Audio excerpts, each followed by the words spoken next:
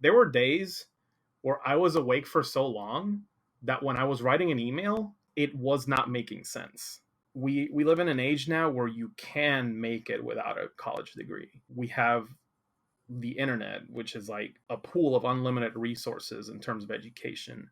I know a lot of people, especially artists, can be introverted, and that does become like a hurdle.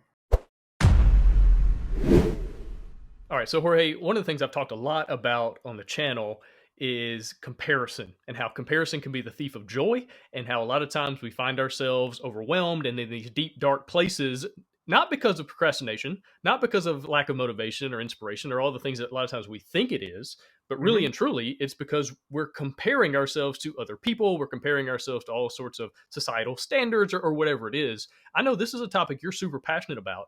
So tell me your thoughts on comparison, how it messes with creative people, what it does to us, and what are Yeah, you doing to overcome it? I don't think I don't think there's truly a way to overcome it. You're always going to feel it, no matter like what place you are in terms of success or career. I think the important thing to keep in mind when this happens, whenever you have that moment of like, am I doing enough? Why can't I be as good as this person or that person? Or why am I not as good? Like when those thoughts come in, it's important to take into account your personal circumstances, your personal career path, your personal goals, and how that is always going to be different from everybody else. Like a bump in the road, something we always trip over is the idea that like I would say that a very small percentage of people achieve success on like a grand scale through their own unique circumstances. A lot of that has to do with who they know, how lucky they got, to be frank, and their own personal efforts and their own personal trajectory, like the path they took to get there, which is going to be different from you and me. Um, and something I constantly have to remind myself is that, like, the path to, like, I'm going to say success, but the path to success is a winding road. It's not a straight path. Yeah, that's a great point. And to not get caught up in the survivor bias of looking at the people that are at the top and thinking, oh, if I just do it exactly like they did it, then I'll be successful too. Because then a lot of times we ignore the thousands upon thousands of other people who did it kind of the same way, but weren't successful for one Exactly. reason or another. Exactly. And everybody is this conglomeration of work, luck, and unfair advantages. Like, Hmm. and it's different for everybody. But those are three levers that we're all pulling in different ways, and hopefully you get lucky, and hopefully you're working really hard, and hopefully you've got something that sets you apart. And it might be relationships, it might be, I mean, if you look at Hollywood, a lot of the people that get cool stuff, like get cool roles and stuff like that, their mom, their dad also had cool roles. Like, it's a family thing. And the same with any endeavor, business, art, whatever. It's just like, who were you born around? Think about, I saw this Adam Sandler thing where he got the Mark Twain Award for comedy. And he was talking about, yeah, I was really good friends before I got famous. I was friends with Chris Rock and David Spade. And he's like listing all these other people who are phenomenal. It's like, how could you not be successful when you're Yeah. surrounded by that group? C.S. Lewis had J.R.R. Tolkien as a writing buddy. I mean, so that's a huge unfair advantage, and it's just everybody's got them one way or the other. And how can you lean into those things? And so let's talk about that for a second. How have you leaned into, like, what are your unfair advantages? What are the things that you were kind of maybe predisposed? Maybe you're just naturally an amazing artist, or maybe you knew somebody, or something. But what are some of those things that you've been able to lean into that kind of have helped you get to where you are? It's interesting.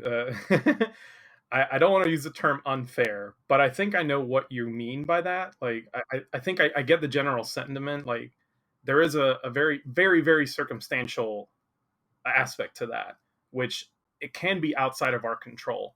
And when you compare yourself to others, it looks like it's an unfair advantage. And sometimes it is. Like, I've heard the saying, like, your success depends on like your zip code, like where were you born, basically. I mean, um being born in the United States is a massive advantage to oh a yeah. lot of other countries, depending on what Yeah. you're going to do. Now, if I More remember right, you were so. born in Puerto Rico, though, right? Yeah, yeah, more so back then, because like before the internet, one of the reasons I moved to the US from Puerto Rico was because I wanted to find like put myself in the line of opportunity or in like the way of opportunity. Uh, and I'll be honest, it worked out for me. It did. I think at, at least now that we're very connected. We're so connected now, especially like post COVID. Well, I'm not gonna say post COVID, but like especially because of lockdown and working at home becoming like more of a regular thing now. Uh, you have that advantage, but at the very least, it's still like where you're from plays such a big role in your career path and ultimately your success. So something I had to do to like work with that disadvantage is travel. Like I had to travel a lot. Uh, Even after I moved here to the US, I had to travel a lot to like meet the right people and get in the way of like or get in the way of visibility. Become a, like uh, to be frank, just remind people that I exist. Like constantly like shake hands and do it every year, which is an exhausting thing, and I know not everybody can do. I would say that's the advantage I had, was that like through people I met, I want to say like 10, 15 years ago, I had established connections, like people I didn't even know were going to have businesses in the future. I would just be friends with them, and they would invite me to shows, to events. They'd be like, "Hey, we can pay you for your travel and your hotel, and you can come help us out at our booth." And I was like, I have to jump on this opportunity. I'm not going to get something like this again. And the only reason that happened is because I knew them from a forum way back then, and like a fan forum way back then for I don't know if I can say the name, but Earthbound, the game, we all joined up there, and these people that I would just like chat about innocuous things like video games ended up becoming professionals in the future. And because we were still friends, I was able to have that connection. uh, I was able to have like a career in through that. um, and then suddenly like I found myself traveling a lot and meeting more people that way and actually getting jobs like that. And I mean, to this day I still think about like that would not have happened if I wasn't in the right place at the right time. And the scary part about that is that sometimes that's out of your control. Like you I didn't know making friends with these people back in college was going to mean a career opportunity 10 years later. uh, it's Yeah. stuff like that. That's a really good point. And it's kind of a, like I said earlier, it's a mixture. There's some luck that you happen to meet the right person, you happen to be in the right place at the right time, but there's Yeah, also yeah, work because you had to put yourself in position to meet absolutely. somebody, to be Yeah. lucky. And I mean, you and I, the reason we're having this conversation is because several years ago, I met you at the Southern Fried Gaming Convention in Atlanta because you had a little booth set up and you were selling your art and your prints. And I walked by and I was in the process of, I was about to do a new game that my company was going to publish, and I was looking for an artist, but I had a totally different idea for the art direction until I saw your art at your booth, and I was like, oh wow, that actually is a much better path to go than what I was than what I was thinking. And I just started chatting with you. Hey, would you be open to this? Is this something you've done in the past? And do you have a business card? Do you have a portfolio? And you know gave me all this information. We started emailing back and forth. Realized, hey, I think we can work together. And then history being what it is, like we've worked on a bunch of projects together. You've done phenomenal art for a lot of my games and my website and things like that because you were willing to put yourself out there and be at a convention, sit in the chair, try to sell some stuff. But that's not easy. So, what would be your encouragement to a creative person, an artist, anyone that kind of maybe struggles with just Hmm. putting themselves out there? Maybe they're shy, introverted, whatever. What would be your encouragement to them? it's it's difficult because I know a lot of people, especially artists, can be introverted, and that does become like a hurdle for some. Like, oh, I'm scared of being alone in a different place. I'm not good at talking to strangers. I don't like this is something I actually hear a lot when I try to give this kind of advice. Like, hey, get yourself out there, find find all these events to participate in, even small local ones like Southern Fried. That's a small local show, and yet it was still like full of opportunity. And whenever I tell that to people, they're like, I don't know if I can do it because I'm scared, and like I don't I don't know how to talk to strangers. And I always say, like, I'm afraid you have to be brave. I don't know what easy answer there is to that. You do have to, and you don't have to go it alone, but you do have to be brave. You do have to uh, find whatever way you can to get out there, and make yourself known. Whether that is through, like, hey, maybe if it helps you be with someone while this is happening, do that. Because I know at first for me, that really helped, having somebody to essentially be like my wingman. um, and I would be quiet, and I would have my friend John. He would just hype me up to other people. I'd be like, John, what are you doing? He's like, I'm just introducing you. But then I realized, like, that was helping me realize, like, what I have to say to other people. So that's one way to do it. Like, if you don't, if you absolutely can't do it alone, it's really scary. Find someone who's willing to help you. Like, I think they will. Find someone who's willing to share a table with you at an event.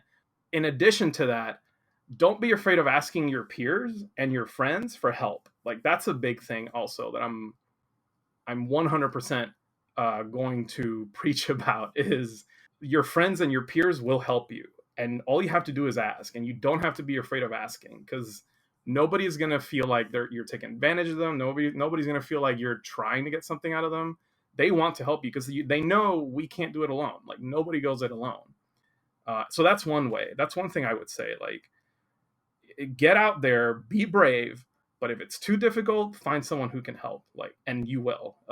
You know, that's how you build a network, is you tap into your peers, your coworkers, your friends, and see who's willing to like believe in you and support you that way. Yeah, I think also starting small makes a lot of sense. Going to the local convention that you know there's not going Yeah. to be that many people. I was talking to a guy over the weekend who he's been working on some projects and he's trying to get them published, but he's super nervous about reaching out to publishers and putting the word out and cold emailing or meeting people at conventions and things like that. And so he asked me, he's like, "How do you get over that?" And I was like, "Well, it's the same way you get over any fear of anything. You do it a little bit at a time and then you build up." So if you're afraid of talking to people, well, go talk to someone that you kind of already know, so it's not quite as intimidating. And then see if you can go talk to somebody that you know a little less well, and then a little less well, and then go talk to a stranger, right? And so just kind of build it up like you would overcoming the fear of heights. If you're afraid of heights, you don't go to the Empire State Building and look down. No, you go to the second floor and then you look down, and you go to the third floor and then you look down, and you just kind of work your way up the ladder, and then you eventually, hopefully, can overcome it. And so don't get a booth at Comic Con. Don't get a booth at Gen Con. Build up to that, right? You're absolutely right. Like, don't. I've made this mistake. I booked the big shows thinking, like, this is it. This is going to be like all the opportunities going to come my way. I would go there. I didn't know anybody. I didn't hit up anybody beforehand. And I would just be at my table the entire time, making no connections, talking to nobody that I don't know. And I would end the show with just a little bit of money too. Like, it would be a loss, a financial loss, because aside from, like, not selling well, I didn't I didn't make I didn't build I didn't build the network. I didn't make the most out of my time. And one of the things I do, I'm glad you brought that up, because one of the things I do regret is booking the larger shows without having that initial plan of, like, who do I know here? Who can I, like, aside from selling, because that shouldn't be the goal either. 'Cause you're gonna lose money. But like, who can I, like, what connections can I establish when I go here? And a great way to start, like you said, is smaller shows, because it's less of a cost. And especially if it's local, you can just drive there. I promise you, no matter how small the show, somebody important is going to show up. At least one person is going to show up. So yeah, it's never a bad idea to start small and then work your way up. Yeah, for sure. All right, let's switch gears a little bit. There's a debate around art school versus not, versus go and get like a normal quote unquote degree in marketing or business or something like that, and then do art on the side, and that way you're kind of learning two fields. And some people say, well, you want to have something to fall back on, and I guess that's true. But I would say it's good to learn those skills no matter what. As a game designer and a publisher, I wish I had taken accounting classes when I was in college. I wish I had done some more business things that would have helped me now. And I know you have a graphic design degree, and so give me your perspective. Let's say you've got an 18-year-old person. They're thinking, okay, I want to be an artist. I want to get into the art world in some way. What would you tell them as far as higher education or not? That's a very difficult question for me, because I think the one thing that always gives me pause when telling somebody if they should do like education, like college education or not, is cost. Am I about to put this person in debt? Mm. um, I always fear having that I guess weight on me when I give this kind of advice, because I do think there is an advantage to it. One of the most valuable things I learned from a college experience was feedback, like having a community of other artists that have like similar goals and similar experiences to mine, and being able to form that bond with them and have that experience of like sharing art with others. Uh, and then in classes, having the experience of receiving feedback from people and learning how to take it, like learning how to be open to feedback, uh, learning how to respond to like good criticism and bad criticism and telling them apart. Those are things that are, I feel, the most important to learn in an education and an educational environment. Um, whereas I also think that we live in an age now where you can make it without a college degree. We have the internet, which is like a pool of unlimited resources in terms of education. As long as you know what direction you want to go, you will find what you need to learn from like your desk where you're sitting. Uh, and that to me is incredible. Like I can actually tell somebody, hey, if you can't afford college, there are still options for you. I know people who don't have a college education, and they are well known. They're respected artists. I don't, that's not the path I would personally choose for myself. But I think it's great that that option exists, because not everybody can go to college. Not everybody can like drop hundreds of thousands of dollars on an education, and put themselves in like debt for a long, long time. Uh, so it's very hard for me to pick a side here. I think ultimately, if we had better resources for engaging with other people outside of a college experience or a college education, I would recommend like, hey, figure out what you want to do first, and then pay for the education. Then pay, because it's just a different kinds of benefits that come from each one of them. Would you advise someone who wants to be an artist that they maybe get a quote unquote normal degree, a regular degree, a degree in business or accounting or marketing, something that you could then use in your creativity, but then do all the art stuff on the side through YouTube or online courses or something like that? I would 100% recommend that. Yeah, I think something that I find that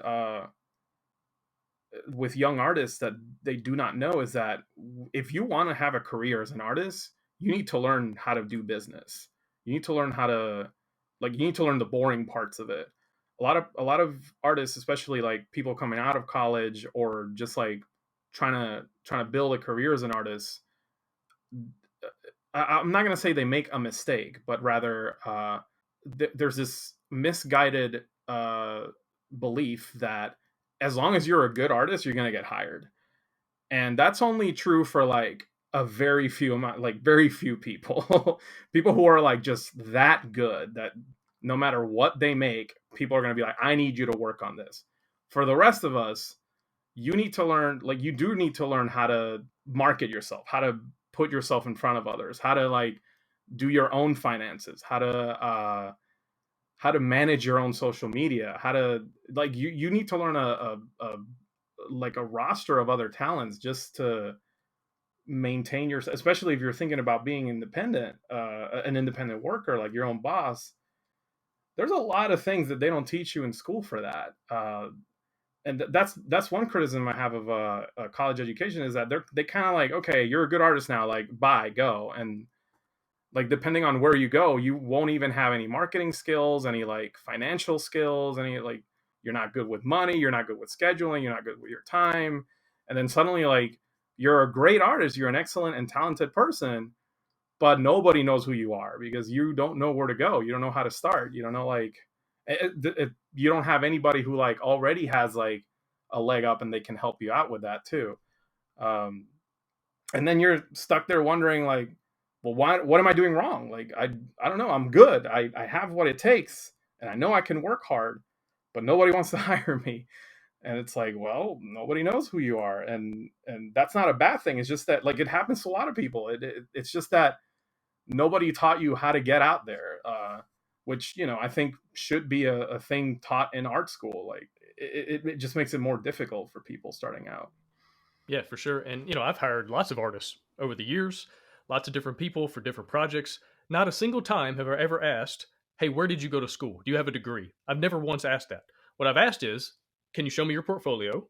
And then I haven't asked this specifically, but I've gotten a feeling for how someone communicates. Are they emailing me back, you know, pretty quickly, or does it take 2 weeks to hear a response? It's like, okay, I don't know if I want to work with this person if they can't even email me back a simple thing. I Work don't know if I ethic. want to put, yeah, I don't know if I want to put a 2 year project into the works with this person because who knows what that's actually going to turn into.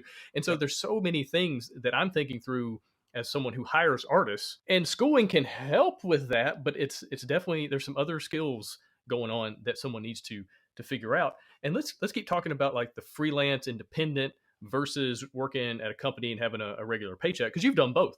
You worked for Archer and you were doing things for the cartoon Archer, and then you work with Fangamer and do some really cool licensed IP stuff for them. But you also do the independent thing. You work as a freelancer. So tell me about both sides and pros and cons of each way.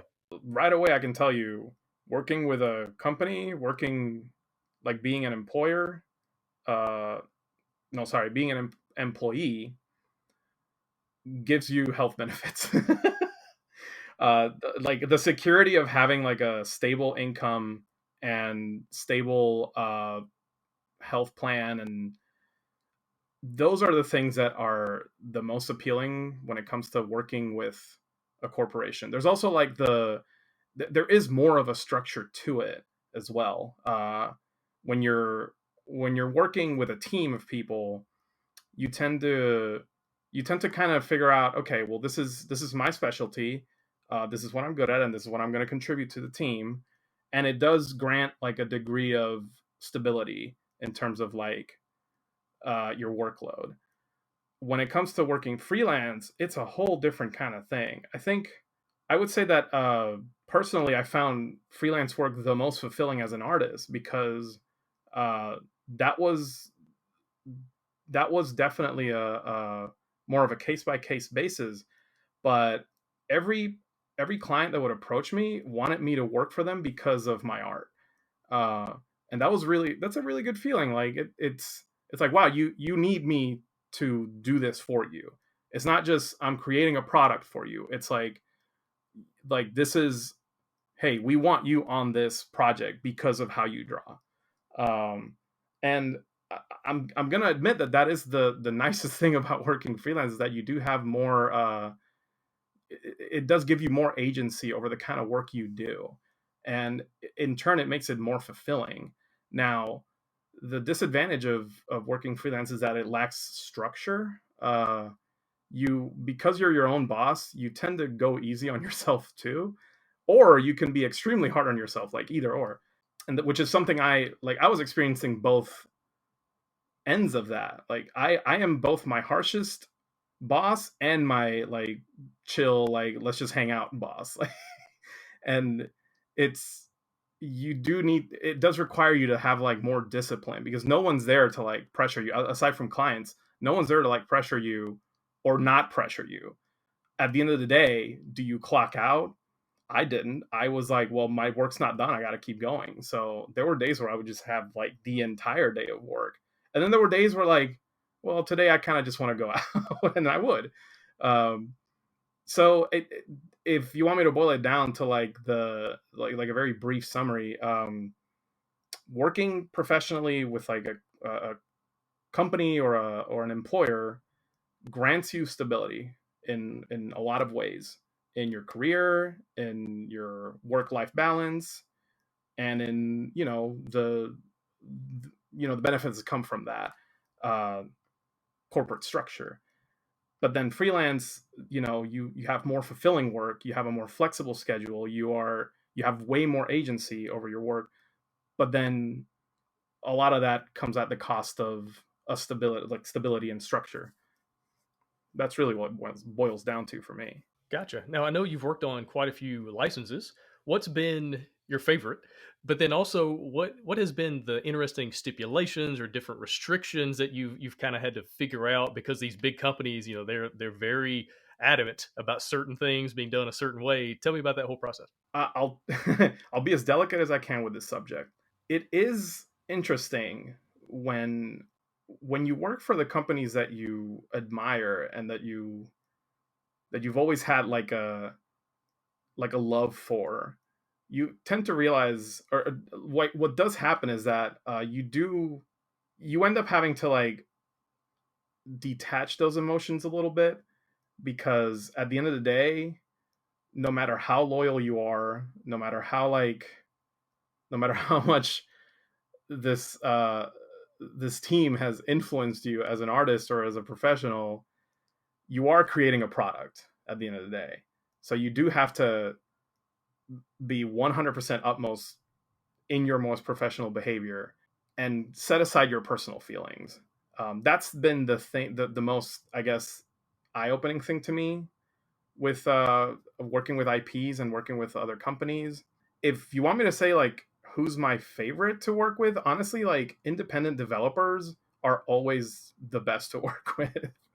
uh, I'm not gonna go into specifics, but with like that corporate and independent like dichotomy, if that's the correct word, there's this, you have like a different set of dynamics at play.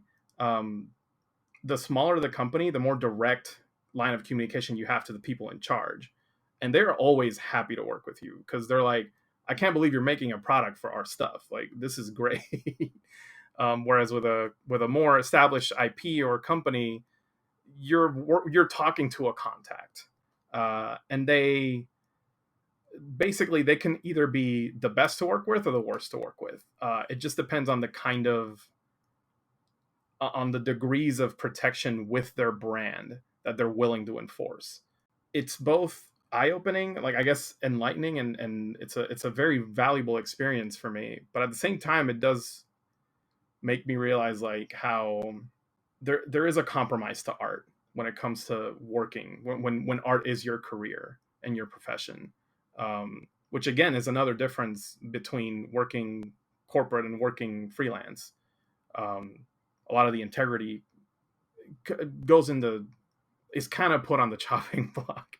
I'm not saying that you should not act without that you should act without integrity. I'm not saying that you shouldn't be true to your values, because I think that comes with being a part of acting like a professional and having like a healthy work ethic, is that you are also true to yourself. Um, but you do have to, like I said, at the end of the day, you have to realize you're just working for somebody. You're just making a product, and you're just making a product the client likes. This applies to freelance too. This applies to working with independent developers. And really, it's just a matter of like how it's just a matter of like how much they want you to be a part of that, I guess. At this point, I'm kind of rambling, so I apologize. But No, I like, understand what you're saying because I mean, especially with these bigger companies that have established brands and have a certain expectation from fans. As an artist, I feel like a lot of times you want to come in with your interpretation, your idea about like your version of a character, and that's really really cool for your own website, but not necessarily cool for the product that this big company is trying to put out into the world to show up at Target or Walmart or on a store shelf. And so, yeah, I totally understand that. And sometimes the box you have to live in is just the box you have to live in, and there's nothing you can do about it. There's no email address you can send a message. Like, no one cares. Either you do it this way, or they're going to go find someone who will, and that's just part of it. Is that kind of what you're trying to get to? yeah. So I guess that that is what I'm trying to get to. There is like a there is that it's just a spectrum within that description. Like how how important is the brand to a company, and how important is the artist interpretation? I guess that's the two ends, like two extremes. uh and either way, you just have to focus on like what you're willing to produce as an artist. And if that falls in line with what you love doing, that's great. That's great. It happens sometimes, but then the opposite also happens. Like, in at the end of the day, you're just you're just asking how high should I jump. Right. So when I was asking earlier, it wasn't necessarily which company have you enjoyed working for, Oh, which character, which license, which famous popular TV show or movie or video game, which one of those like really has excited you to work on in the past? what during my time working with animation, there's a lot of things I worked on that I wish I could talk about. The world of animation is really weird, man. Like, things can be NDA forever, and even after you stop working for them, and it sucks. But I will say, like, the things I can talk about. One of the things that was really exciting to work for was Gemuseto 2 on Adult Swim. I was the character designer for like the main characters for that show. That was really cool. I like they actually approached me like, "Hey, we like your style, and we heard about you from a former coworker of yours." And I'm like, "This is crazy! Like, my art is going to be in a TV show." That's one of them. And then during my time with Fangamer, I worked on merchandise for Breath of Fire 2, which was a game I played as a kid. One of my favorite games to play as a kid. And that I still to this day think is like one of the highlights of my career, because when the shirt went into production later on, the producer and director of the game from back then took a photo with the shirt on that I designed. And that was mind blowing to me. I was like, never in my life would I have known that I would like directly impact these people somehow. Like, uh, imagine me way back then as a kid playing this game and being like, oh wow, one day like the creators of this game are gonna know I exist. A little kid in Puerto Rico. That's just wild to me. Definitely like a highlight of my career. Yeah, that's awesome, man. All right, let's kind of keep traveling down this road. Let's talk about the relationship of a publisher or someone who's reaching out to an artist that they want to work with that artist, they want to work with you. Give me some best practices. What are some best practices as far as like how to approach, how to negotiate, how to ask for revisions, any of that kind of information you can share. I think the best way these days to hit up an artist is like cold calling them, like DM them on Twitter, at them on Twitter if they have a Twitter, message on Facebook. If they have an email, email them. It's yeah, like honestly, every artist is just waiting for that to happen, basically.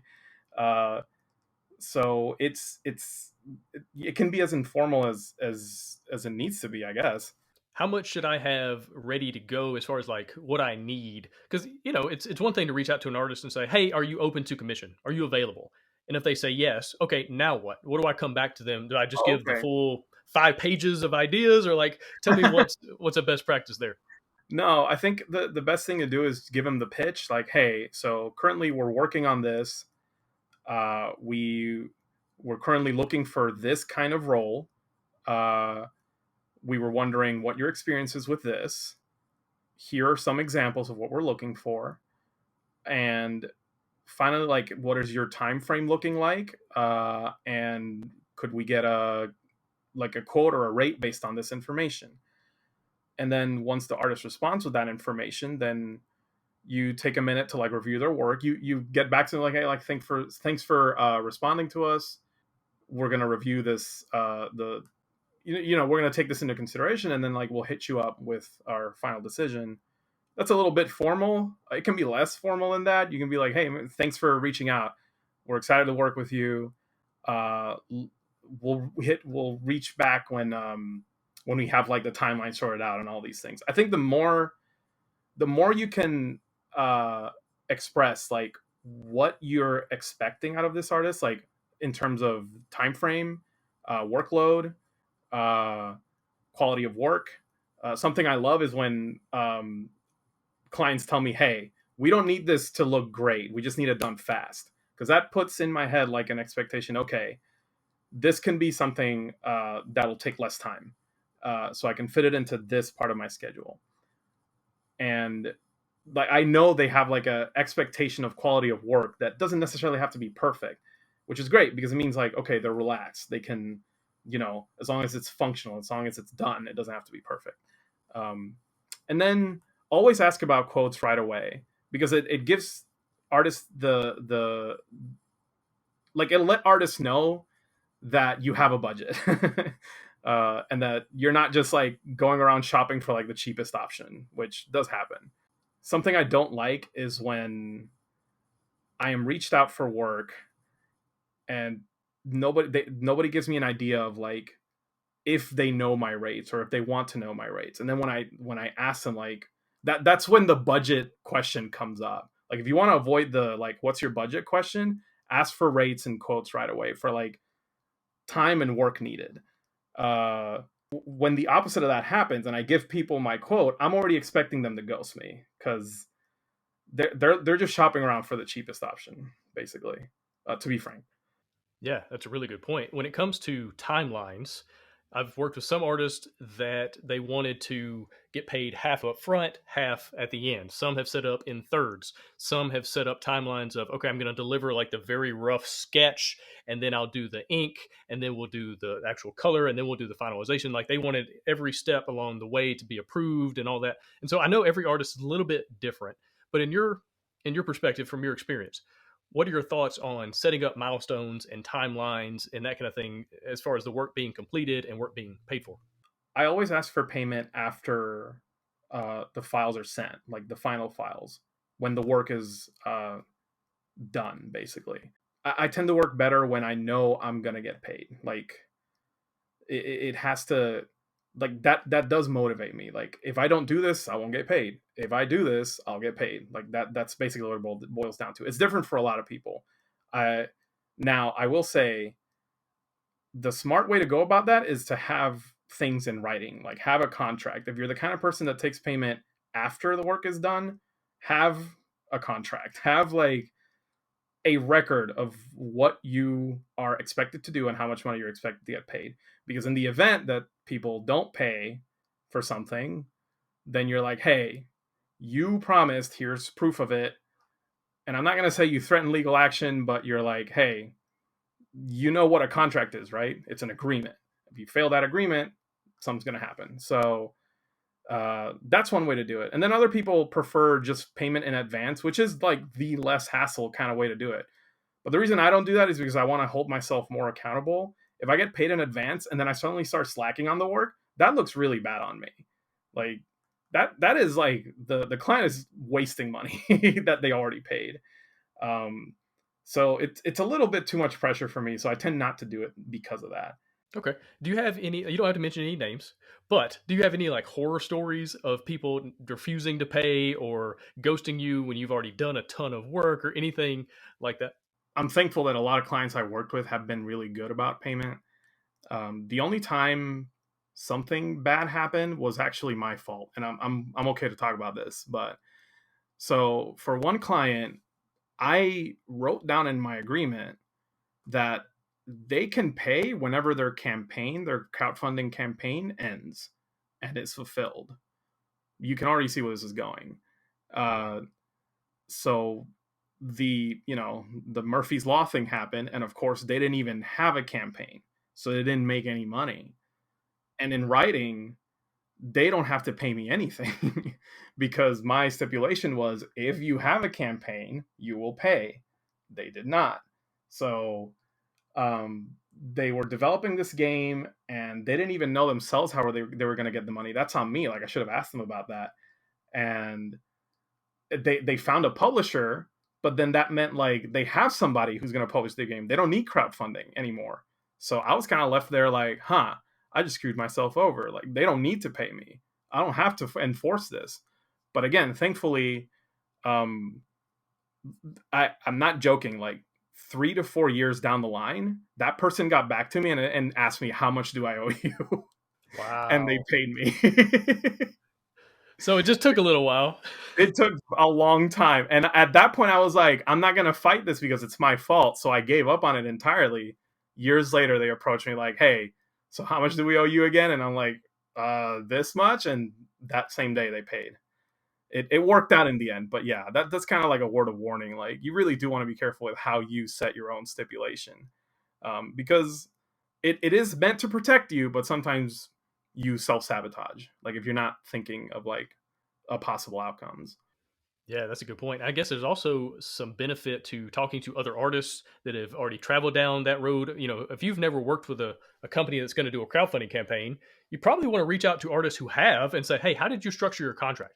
What did you put in there? What are some horror stories that you have?" And then take that information and then do a little bit better, so maybe you're not having the same experience. Everybody does it different, so it is worth reaching out and seeing like what works for you. Like, what works for me does not work for everybody. Again, it goes back to like the winding path of your career. Like, it's different for everybody, so it is in your interest, in your best interest, to communicate with as many other of your peers and your coworkers and artists that are willing to reach out to you and express this, and kind of go through and help you out with that. Like, I've met artists that have insane contracts. Like, the way they get paid is brilliant, and I don't know how to even express it now, but like things like royalties, how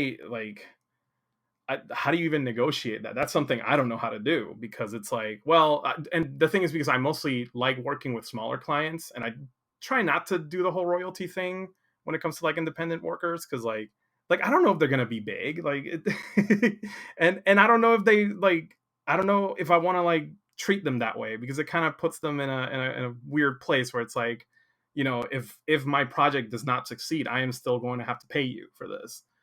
And I know that's not like don't take that as advice. That's just how I personally work. But I know that some other artists like to do, instead of having like a large sum, they'll do like a smaller sum, but then they'll have like a royalty fee, or uh I forget what it's called. It's like a percentage paid for like every time you use the artwork. Now, again, this isn't for everybody, and to be honest, like the people who can get away with this are people with like a huge reputation. Like, big artists can do this, because like it's just a way to like make sure that the people they're working with are utmost professionals. Because after a while, you do want to like curate who you work with. You do want to like work with people who have your similar interests in mind. Yeah, that makes a lot of sense. All right, let's switch gears just a little bit. Let's talk about getting things done. As an artist, a lot of times it just takes time to get a piece finished, to get illustrations completed. So, give me some of your best like productivity tips on what you do as far as your scheduling and all that. As far as how do you get things across the finish line? The first thing I do is communicate with your client what their expectations are. uh, have like a very clear outline of what the work needed is. I tend to work best with people who get overly specific. That's just me personally, but I think that really helps me picture, okay, this is how long it's going to take, this is the kind of thing that I need to like set this much time for in this schedule. And it helps me structure things like, okay, well then I can, like, during today I can spend this many hours on this, or that many. Then another thing I like doing that really helps me with productivity is at the beginning of the day, write down the things you're going to work on that day. um, you can go as far as like the whole week, but I try to do it in the morning. Like, before I start, what are the tasks for today? And having that outline really helps me focus and be like, okay, this is what needs to get done today, and if that gets done today, then I had a good work day. If that doesn't get done today, we'll figure it out.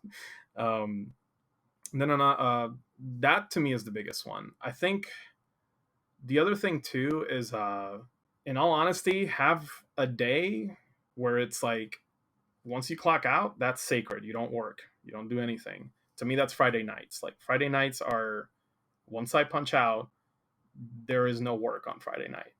Um, it's just something to look forward to. It doesn't have to be like specifically what I'm saying. What I mean by that is like, you want to have something that, uh, like, breaks are part of the structure.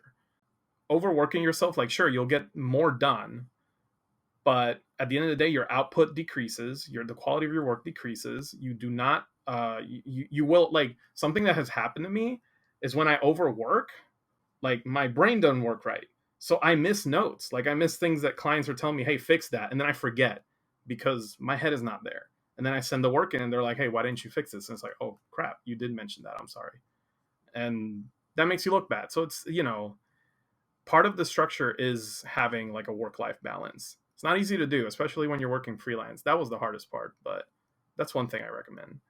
Yeah, it's like that old parable. There were two woodcutters that go into the woods every day and chop logs and bring out the logs and sell them. And one woodcutter would go in and he'd work 8 hours straight, just chopping as much wood as he possibly could. The other guy would go in for about 3 hours, chop a wood, and then he would disappear for a while. And then he would come back and then he would chop some more. He'd disappear for like an hour or two and come back. And then, but yet he would chop more wood than the other guy that worked straight through. And so one day they're having a conversation. He's like, hey, I don't understand. Like, you disappear, you work less than I do, but yet you bring out more logs every day. Like, how? How is this possible? And the guy's like, oh, well, I leave, I go get some lunch, and I sharpen my axe. I take some time, I take a break, I make sure my axe is as sharp as possible, and then I come back and I work the rest of the day. And so what was happening was that guy that was working straight through, by the time you get midway, you're working with a dull axe. Like, you're not going Yeah. to be able to be as efficient. You're not going to be able to do as much Mm-hmm. as if, versus just take a break, take some rest, take a day, recharge, sharpen the blade, and then come back because you're going to get more done in the long run. And I remind myself of that all the time. And so, kind of like you with your Friday night thing, Friday afternoon is my deal. Where Friday afternoon is structured, it's in the schedule that I can do anything creative. I'm not going to focus on projects I have in the works. I'm not going to focus on anything that's necessarily even going to become a product one day. It's just let my brain wander, have some fun, create things that are not good products, create things that are broken or not very good or will never see the light of day. But that lets my brain recharge and I get to create and I get to have fun and I have permission. It's not like I'm stealing from these other projects. I'm not stealing time. Like, no, this is in the schedule. This is on Friday afternoon. It's on the calendar. And it's my creative life has gotten a lot better since I started doing that. And then I'm able to go back into it, Monday morning. And I'm excited again because I'm recharged, I'm rested. And anyway, that's something that's been helping me. Yeah, permission is the right word. Like, give yourself permission to have a break, because that is part of the schedule. That is part of your workload. You do need it. I know, we live in the hustle culture era. I know that we have to work hard, and I know that we have to like push ourselves. And I've done that. Like I'm gonna say I'm not guilty of that, but after a while, honestly, that is what taught me to be like to work in breaks and work in like that, what you said, that permission to have like creative faults, to do the things you want to do and then mess that up. um the reason like that, what taught me that was overworking. When I overwork, my work is not good. My communication is not good. There were days where I was awake for so long that when I was writing an email, it was not making sense. And that's when you're like, okay, this is actually affecting, like, the productivity is actually messing with my work. So you have to be careful of that. Yeah, you do have to give yourself the allowed time to recharge. Um, do your own personal thing. Like, find the expression that exhausts that, and then go back into like the hustle. Yeah, absolutely. Well, Jorge, this has been great. Do you have any projects you want to shout out or tell people where they can find you online? People can find me online. I am J Man Velez on everything, pretty much. I'm trying to get back into streaming. That's the one thing I want to shout out. I'm trying to get back into streaming. I love drawing art online, like talking to people and having that time to just make whatever. Awesome. Well, Jorge, really appreciate you being here. Thank you, Gabe.